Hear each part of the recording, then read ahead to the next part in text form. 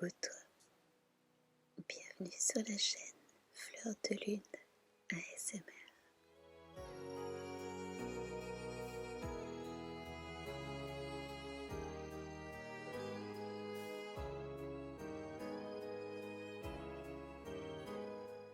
Je suis tellement contente de te retrouver pour une nouvelle petite bulle d'oxygène sur le net. Une toute nouvelle petite bulle de douceur. Un petit moment pour toi. Un moment réconfort en journée. Une petite aide au sommeil du soir.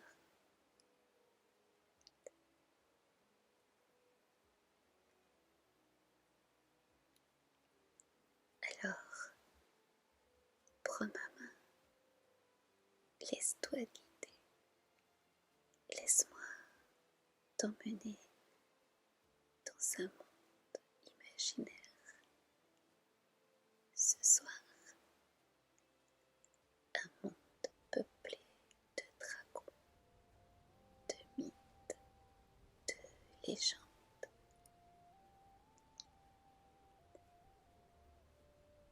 Mais avant de commencer, je sais que tu es déjà en position de détente. Tu as déjà installé tes écouteurs au creux de tes oreilles. Et je suis sûre que tu as déjà fermé les yeux. Alors, sans plus attendre, je te propose de commencer notre respiration profonde.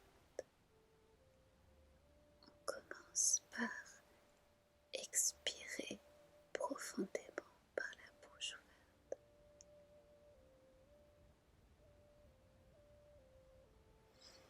Puis on inspire profondément par le nez.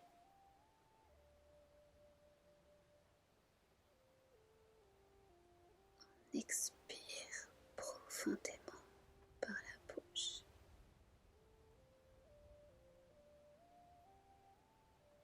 Puis on inspire profondément par le nez.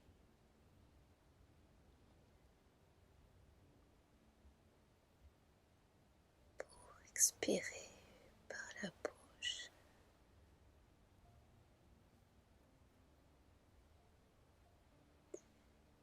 et inspirer profondément par le nez.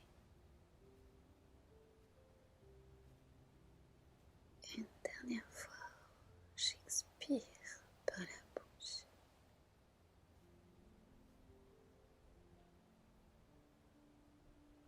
Et tu inspires profondément par le nez.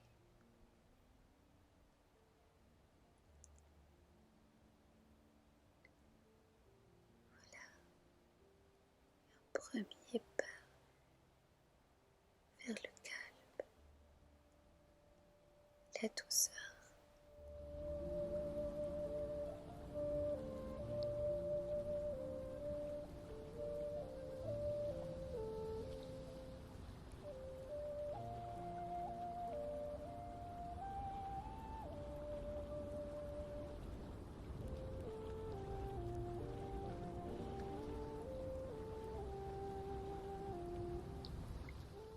En cherchant une lecture pour toi ce soir, je suis tombée sur un ouvrage de Françoise Rachmoul, des légendes extraordinaires de dragons. Certains passages sont cornés et d'autres annotés d'une écriture bien connue à mes yeux. Celle-ci, par exemple, un gros smiley à côté du titre.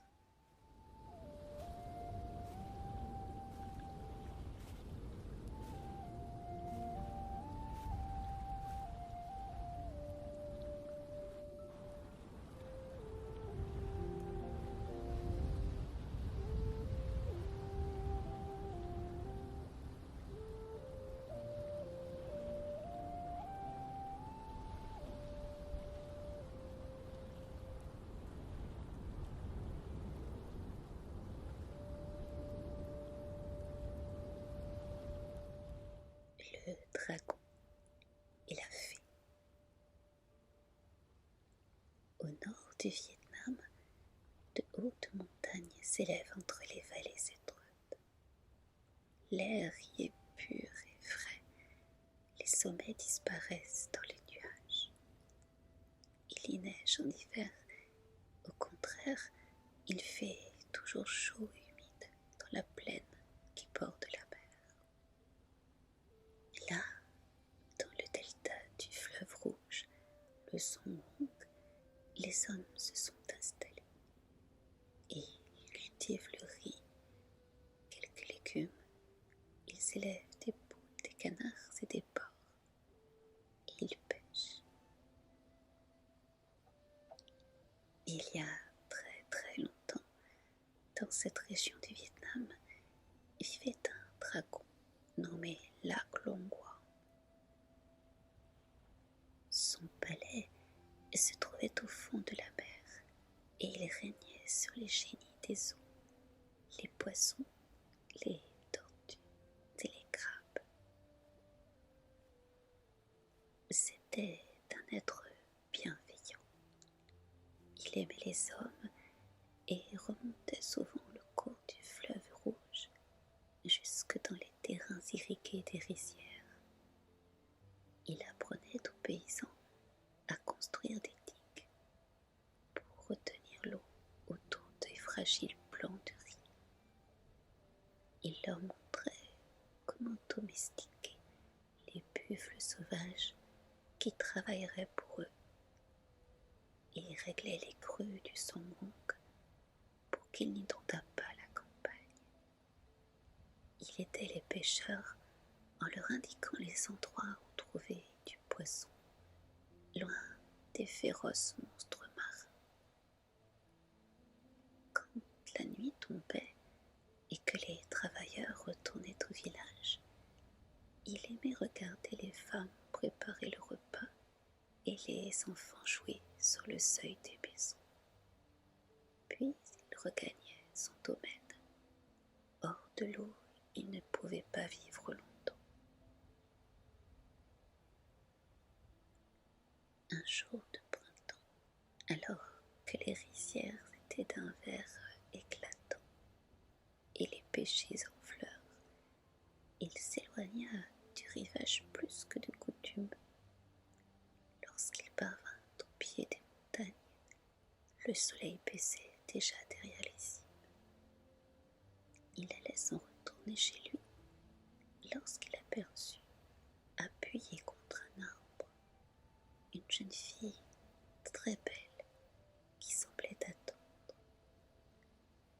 Elle ne ressemblait pas aux paysannes qu'il connaissait. Elle portait une robe de soie blanche comme neige, avec de longues manches flottantes, et tenait dans les bras un gros bouquet de fleurs sauvages. Il craignit qu'elle ne prît peur en le voyant, mais elle le regardait en souriant. Il s'approcha et s'inclina. « Très honorée dame, puisque la nuit vient, accepteriez-vous que votre humble serviteur, le dragon Lac Long Quang, vous accompagne jusqu'à votre demeure ?» Elle le remercia et accepta très simplement. « J'habite là-haut, ajouta-t-elle en désignant les monts. Pourriez-vous m'accompagner jusque-là ?»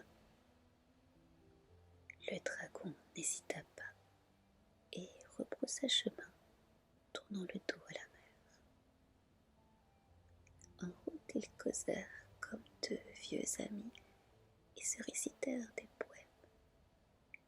Elle lui confia qu'elle s'appelait Hoko, qu'elle était fée et fille du génie des montagnes. Comme ils commençaient à gravir la pente, elle remarqua que Lac Long Quang s'essoufflait. Elle s'arrêta. La lune venait de se lever, éclairant sa gracieuse silhouette. Son visage, son corps, ses vêtements devinrent transparents et elle disparut, ne laissant derrière elle qu'un parfum de fleurs sauvages et le souvenir de sa voix mélodieuse. Là, Klong-Wang, songeur, regagna son palais sous la mer. Il ne pensait qu'à revoir la fée. Il était amoureux. Le lendemain, il reprit le chemin des montagnes. Elle, de son côté, rêvait à son dragon. Elle redescendit dans la plaine. Ils se rencontrèrent à mi-chemin entre la mer et la montagne. Ils décidèrent de se marier et firent construire à cet endroit un palais magnifique. Ils y menaient une vie heureuse et, dans leur bonheur, n'oubliaient pas les pauvres paysans des rizières qu'ils comblaient de leurs bienfaits. Cependant, Oko supportait mal la chaleur et regrettait secrètement l'air frais et parfumé de ces montagnes. Quant au dragon, il passait le plus clair de son temps à rechercher le contact de l'eau, non seulement dans le fleuve rouge, mais aussi dans les lacs, les étangs, les rivières, et même dans les ruisseaux, faute de pouvoir aller à la mer. Et dans son domaine marin, génies, poissons, crabes et tortues souffraient de l'absence de leur maître. Là, Klong-Wang et Oko voulaient avoir beaucoup d'enfants. Quand la jeune femme fut enceinte, elle n'accoucha pas de façon ordinaire. N'était-elle pas fée et femme de dragon? Au bout de 100 jours, elle pondit 100 œufs. Quand vint le moment de l'éclosion, il en sortit 100 fils. Pas de frétillants petits dragons, non, des êtres aussi merveilleusement beaux que leur mère. Ils grandirent vite, intelligents, sages et aimables, s'adaptant à tous les milieux, aussi à l'aise sur la terre que dans l'eau. Une foule de servantes s'occupait d'eux dans le palais. Oko veillait personnellement à leur éducation. Ils étaient 100. Elle avait fort à faire et à présent, elle était seule. Car le dragon n'avait pu résister plus longtemps à l'appel de la mer. Là, Klong-Wang était retourné vivre dans les flots au milieu des génies, des tortues, des poissons et des crabes. Pourtant, il chérissait ses enfants et sa femme, et pour les voir, il remontait parfois dans son palais terrestre. Un jour qu'il était venu leur rendre visite et qu'il s'apprêtait à repartir, la fée le retint et lui dit, avec des larmes dans la voix: « Monseigneur, s'il vous plaît, restez encore un peu. Vous me délaissez si souvent. » Ces pleurs ne conviennent pas à l'honorable épouse d'un dragon. Belle Oko, vous le savez, je ne peux vivre loin de la mer, mais je reviendrai bientôt. Moi, je vis bien loin de mes montagnes et je suis seule pour élever nos 100 enfants. Je suis le fils de l'eau et vous êtes la fille de la terre.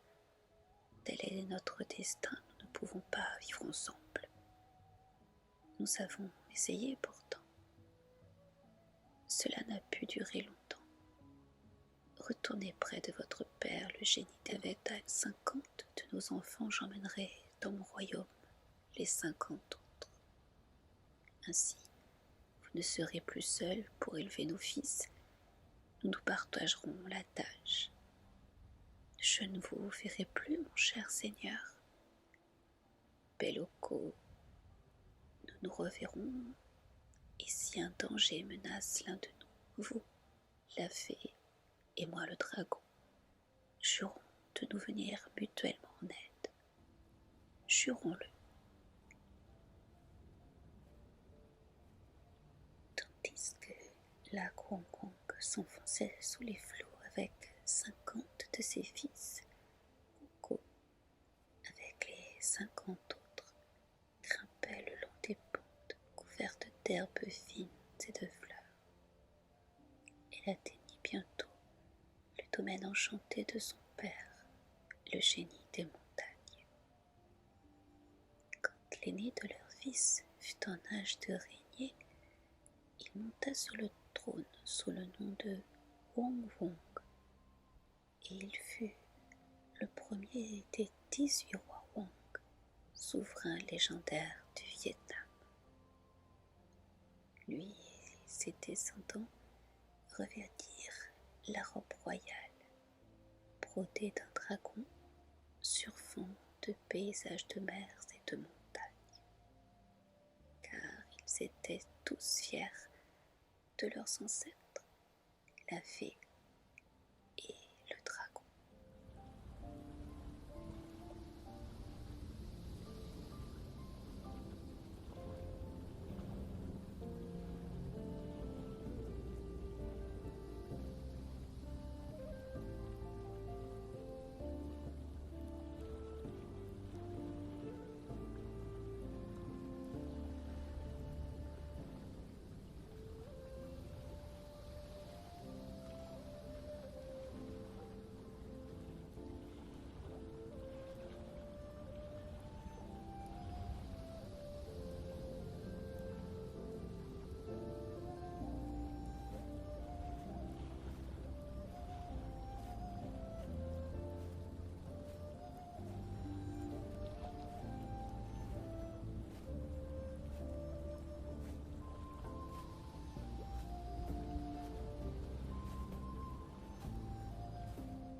Le dragon gourmand. Tout le monde le sait, les dragons sont gourmands. Ils ne peuvent résister à l'attrait d'un bon repas, même si les conséquences peuvent être dangereuses. Le dragon des eaux profondes habitait, cela va de soi, dans les profondeurs de l'eau. Il sortait de son palais sous la mer par une sorte de couloir qui se terminait par une ouverture étroite, ce qui lui permettait d'aller se promener sur la terre sans se faire remarquer. Si son aspect était habituel, tête de dragon, queue de dragon, patte de dragon, le tout recouvert d'écailles vernissées d'un beau bleu profond, il avait par contre un nom original, Iluyonka. Un jour, il se disputa avec le grand dieu des vents qui distribuait dans le monde pluie, orages et tempêtes. Chacun d'eux prétendait être plus puissant que l'autre et plus indispensable aux hommes. Le dragon était le plus fort. Il battit son adversaire à plat de couture. Le dieu des vents était affreusement vexé. Comment se venger d'Iluyonka? Il en parla à la déesse Inara, laquelle était de bons conseils. Puisque nous pouvons le vaincre par la force, utilisons la ruse, lui proposa-t-elle. Invite-le à un banquet. Je le ferai boire et quand il sera ivre, tu en viendras à bout facilement. Inara et le dieu des vents préparèrent un festin magnifique. auquel ils invitèrent tous les autres dieux et bien entendu le dragon. Mais ils redoutaient celui-ci. Si jamais il soupçonne notre ruse, il deviendra mauvais, dit Inara. Robuste comme il risque de nous tuer tous et il n'y aura plus de Dieu. Quelle catastrophe pour tout le monde. Faisons plutôt venir un homme. C'est lui qui affrontera le monstre. Sans doute, il y risquera sa vie, mais la mort d'un petit homme est moins grave que la disparition des dieux. Inara chercha donc un homme et finit par en trouver un, Upasya, qui accepta sa proposition. À une condition, précisa-t-il. J'ai besoin pour lutter contre le dragon d'être un peu plus qu'un homme. Si tu m'aimes, tu me communiqueras ta force divine et je pourrais alors vaincre Iluyanka. Suis-moi dans mon palais, répondit Nara, et je t'aimerai. Je serai envers toi comme ta deuxième épouse. En effet, le petit homme avait déjà une femme et un enfant. Vint le jour du banquet. Décor luxueux, table couverte de mets racinés, poissons de prix à volonté. Tous les dieux réunis et cachés dans un coin de la pièce. Upasaya, prêt à bondir. Le dragon était complet. Chacun s'ingéniait à lui proposer les meilleurs morceaux et à lui remplir son verre. Il s'empiffrait comme un glouton et le vin lui coulait de la gueule.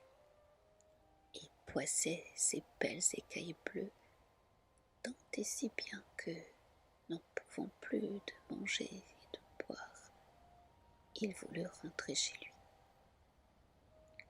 Il se leva en titubant, tous se levèrent en même temps, dodelinant de la tête et traînant son gros ventre sur le sol.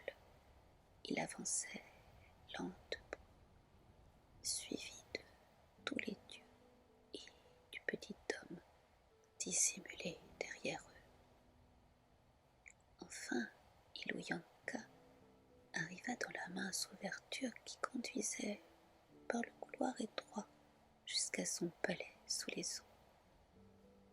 Hélas, il avait le corps si gonflé qu'il ne parvint pas à y pénétrer. Il pouvait bien se tortiller, avancer, reculer, recommencer. Rien à faire. Upasaya eut alors beau jeu de s'élancer, une corde à la main, et de ligoter le dragon. Le dieu des vents acheva le monstre triomphalement. Le conte pourtant ne se termine pas là, car la déesse Inara garda son petit homme prisonnier. Si elle lui rendait la liberté, il risquait de partager avec les autres hommes la force divine qu'elle lui avait donnée. Qu'arriverait-il aux dieux si les humains devenaient aussi puissants qu'eux? Mais à la longue, Upasaya s'ennuya dans le palais d'Inara. Il voulait retrouver sa femme et son enfant. Il supplia la déesse de le laisser partir. Alors, elle le tua. Voilà pourquoi les hommes sont toujours, au moins dans les histoires, beaucoup moins forts que les dieux.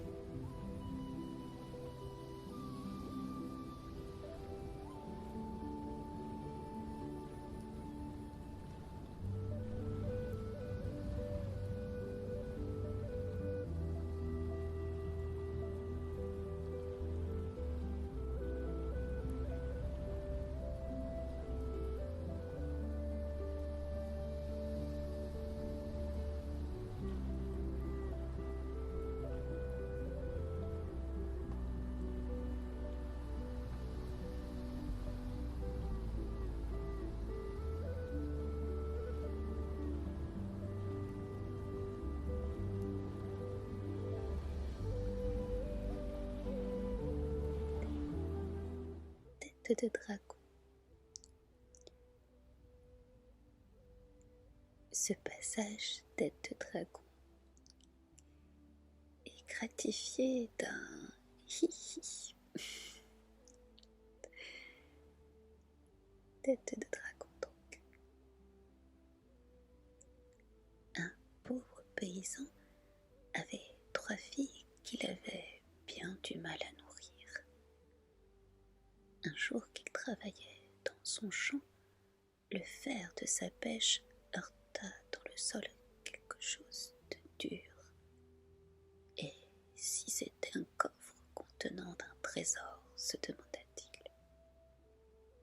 Avec de petits coups de bêche précautionneux, il dégagea la chose. C'était une tête de dragon bien horrible, 2 gros yeux, une longue langue qui lui sortait de la gueule, une peau toute écailleuse. Le paysan épouvanté s'apprêtait à l'enfouir à nouveau dans la terre, quand elle se mit à parler. « N'aie pas peur, je ne veux que ton bien. Donne-moi une de tes filles et je ferai sa fortune. » Notre paysan était bien embarrassé. Fallait-il croire aux promesses de ce monstre? Mais s'il n'y croyait pas, n'allait-il pas gâcher les chances de sa vie? Il y avait de l'enchantement là-dessous, c'était, pour sûr, une tête de dragon fait. Il la porta soigneusement dans un coin du champ et posa dessus sa veste. Sur le coup de midi arrive sa fille aînée avec le déjeuner dans un panier. « Va donc voir ce qu'il y a sous ma veste, » lui demande le père. Elle obéit, mais dès qu'elle aperçoit la tête, elle s'enfuit en poussant des cris. Elle court jusque chez elle. La mère affolée, craignant qu'il soit arrivé malheur à son mari, envoie sa fille cadette, laquelle, en regardant la tête, s'enfuit comme sa sœur, courant 2 fois plus vite, hurlant 2 fois plus fort. « J'irai donc, moi, » dit la Benjamine, la plus hardie, la plus maligne. Quand elle découvre la tête de dragon fée, au lieu de fuir, elle lui sourit, regarde amicalement ses gros yeux, caresse même sa peau écailleuse. « Viens avec moi et tu vivras comme une princesse, » déclare tête de dragon à la petite. Et se traînant et se poussant du mieux qu'elle put, elle se dirige vers un petit bois, arrive au milieu d'une clairière, soulève une trappe et descend en roulant un escalier de verre jusque dans un palais souterrain. Arrivée en bas, elle crie à la fille « Suis-moi, qu'est-ce que tu attends? Mais fais attention de ne pas glisser dans l'escalier. » Pendant plusieurs années, Tête de dragon apprit à la fillette tout ce qu'une enfant de bonne famille devait savoir. Elle lui apprit même à lire et à écrire, si bien que la petite devint une jeune fille accomplie et de plus fort jolie. Elle aimait beaucoup sa mère adoptive et toute tête dragon que celle-ci était, elle l'appelait maman et coulait près d'elle des jours heureux dans le palais souterrain. Pourtant, il lui prit un beau matin l'envie de retourner à la surface de la terre, dans la clairière. « J'ai besoin de respirer. Maman, laissez-moi monter un moment. » Tête de dragon n'était pas trop contente, mais elle ne savait rien refuser à sa fille. Voilà donc celle-ci, assise au milieu des bois sur une petite chaise d'argent, son ouvrage à la main. Passe par là le fils du roi qui s'était égaré en allant à la chasse. Il voit la jeune fille, lui parle, la trouve à son goût, belle, agréable, éduquée comme une princesse. Il lui propose de l'épouser. Je veux bien, répond la fille, toute heureuse, mais il faut d'abord que je demande à maman. Elle redescend par la trappe. Eh bien, s'exclame Tête de Dragon, il ne t'a pas fallu longtemps pour trouver un prétendant. Épouse-le si c'est ce que tu veux et si tu penses être digne d'un prince. Mais n'oublie pas que c'est grâce à moi. En apprenant que la mère consent au mariage, le prince promet de revenir dans 8 jours chercher la jeune fille dont il fera sa femme. Celle-ci, en l'attendant, prépare son trousseau avec tête de dragon.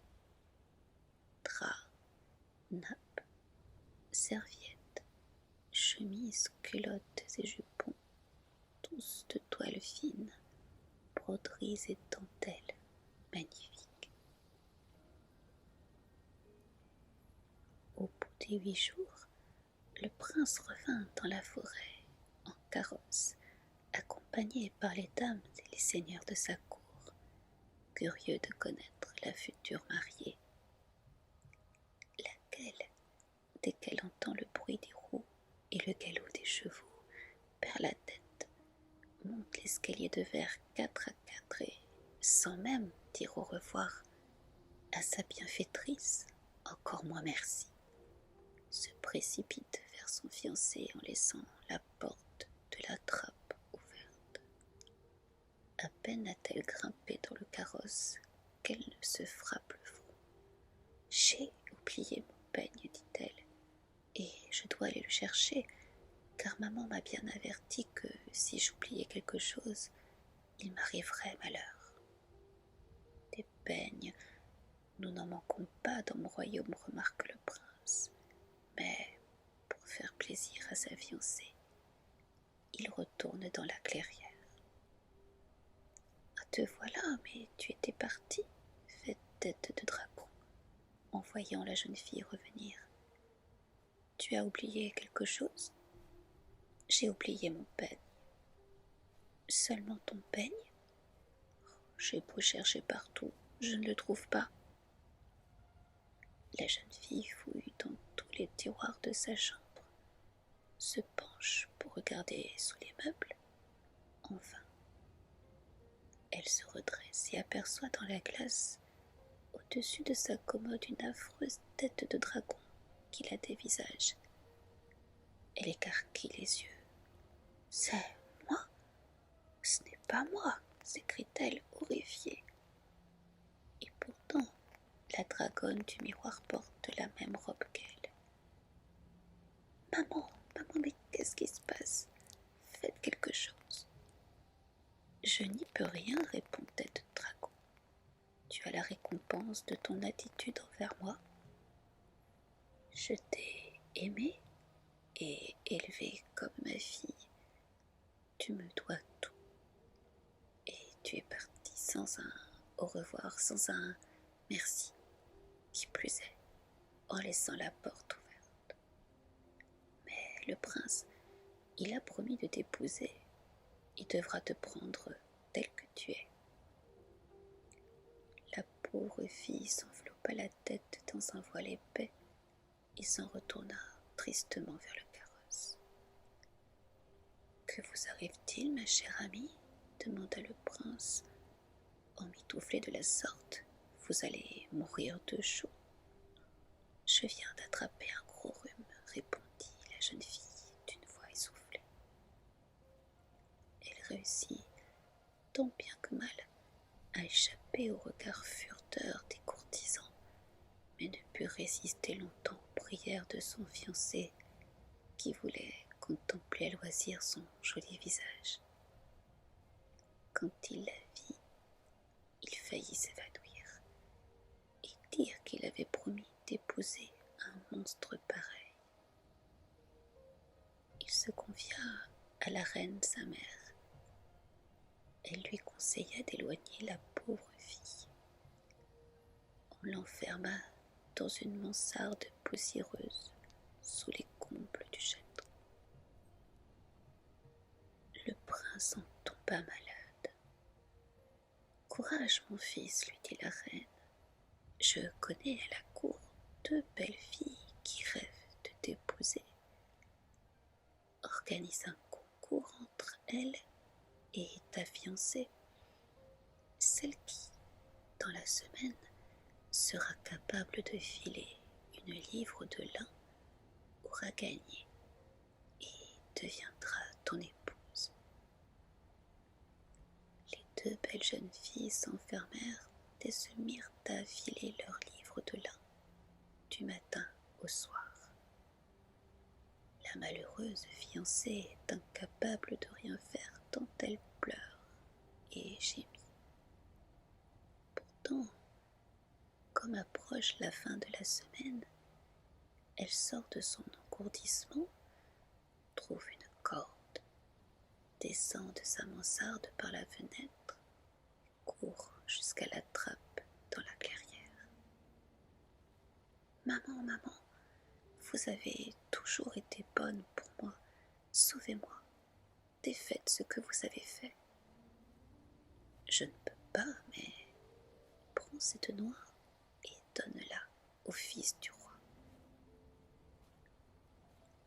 Quand les 2 autres jeunes filles se présentent, leur écheveau de lin dans les bras, la fiancée montre sa noix.